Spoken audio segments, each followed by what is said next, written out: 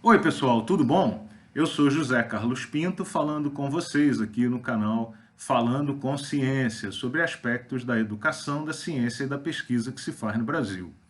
Foi publicado recentemente um trabalho que apresenta uma lista com um extrato dos 2% dos cientistas mais influentes do mundo na visão dos autores.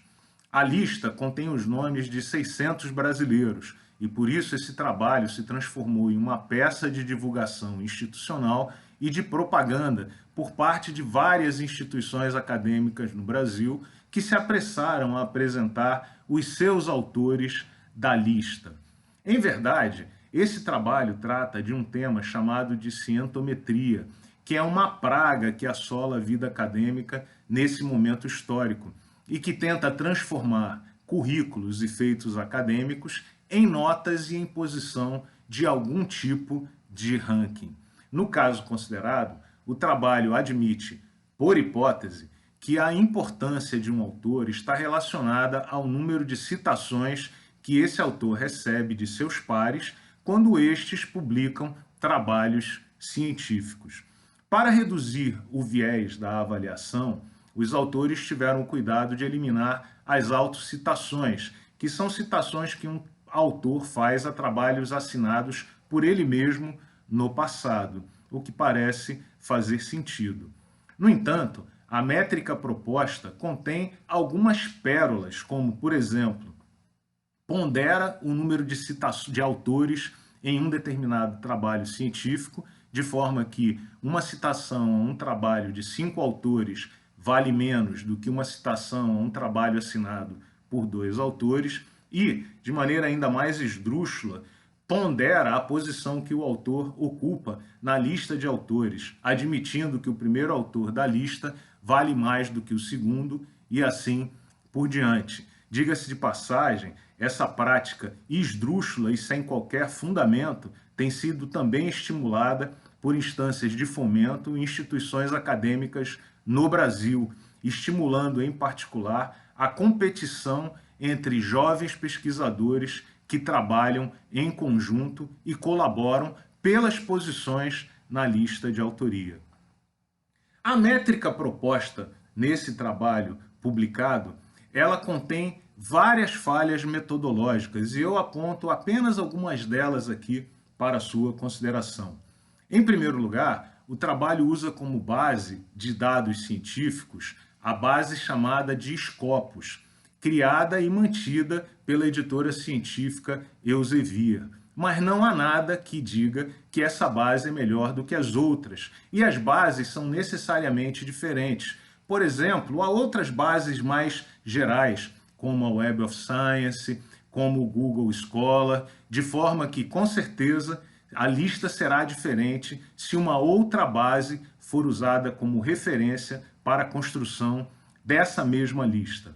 Em segundo lugar, o trabalho não explica como as múltiplas grafias são tratadas, e esse é um tema importante na área de publicações. Por exemplo, meu nome é José Carlos Pinto, mas muitas publicações que eu assino vêm com a autoria de J.C. Pinto, outras como José C. Pinto e daí por diante. Isso talvez explique porque a lista, muitas vezes, é uma sopa de letrinhas, sendo praticamente impossível identificar o autor a que a lista faz a referência. Em terceiro lugar, a lista admite, por hipótese, que a importância está ligada ao número de citações e não é possível, de forma absoluta, definir isso como verdade.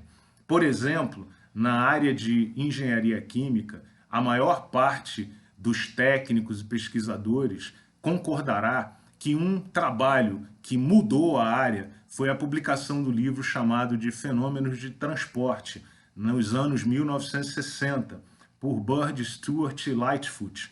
Pois bem, esse livro não está inserido na base Scopus e as referências feitas a esse livro sequer são consideradas e, portanto, não há como admitir ou deixar de admitir que a lista tem caráter enviesado e que o número de citações presentes nas bases não refletem, de fato, a importância dos autores.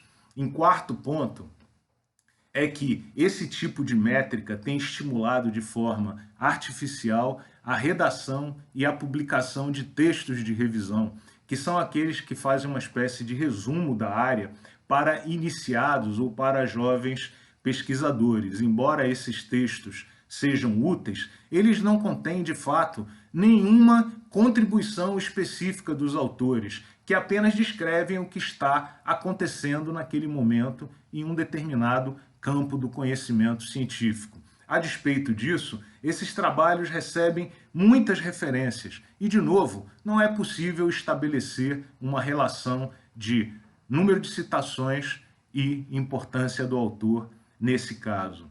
E, em quinto lugar, também não é possível deixar de dizer que as áreas são muito distintas, não sendo possível comparar citações na medicina com citações na área de fluidodinâmica computacional. Apesar dos autores do estudo terem tido o cuidado de dividirem trabalhos e pesquisadores em diferentes segmentos, o fato é que dentro de cada segmento essas diferenças persistem.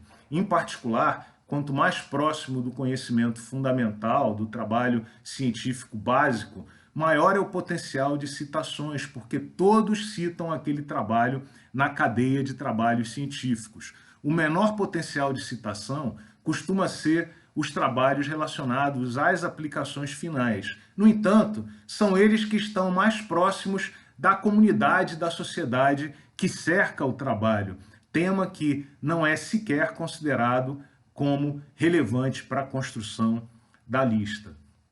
Como nós vemos aqui, de maneira geral, o que nós devemos mesmo fazer é ignorar essas listas que procuram ranquear a importância dos pesquisadores.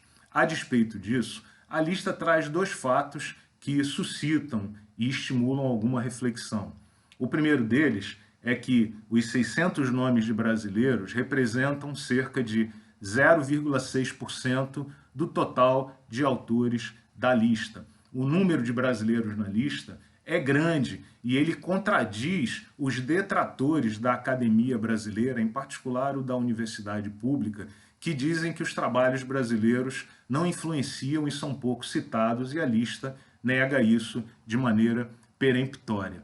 A despeito disso, 0,6% representa cerca de 1/4 do 2,5%, que é mais ou menos o percentual de publicações assinadas por brasileiros e publicadas anualmente nos periódicos científicos em todo o mundo. Portanto, nós vemos aqui que há muito espaço para crescimento do número de citações a trabalhos brasileiros. E seria conveniente também que pesquisadores da área se debruçassem nesses números para entender se o número menor de citações diz respeito ao perfil da pesquisa que é feita no país ou se diz respeito a dificuldades de penetração na comunidade internacional. Bom, por fim, minha última mensagem aqui, em particular para jovens pesquisadores, jovens docentes que iniciam as carreiras universitárias, é que esqueçam essas listas,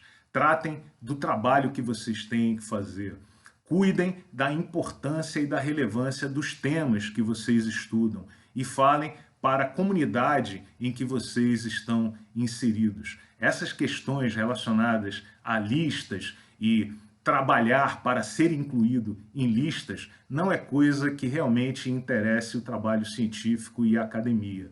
Deixa isso para as assessorias de imprensa dessas instituições. Um grande abraço e até o próximo vídeo.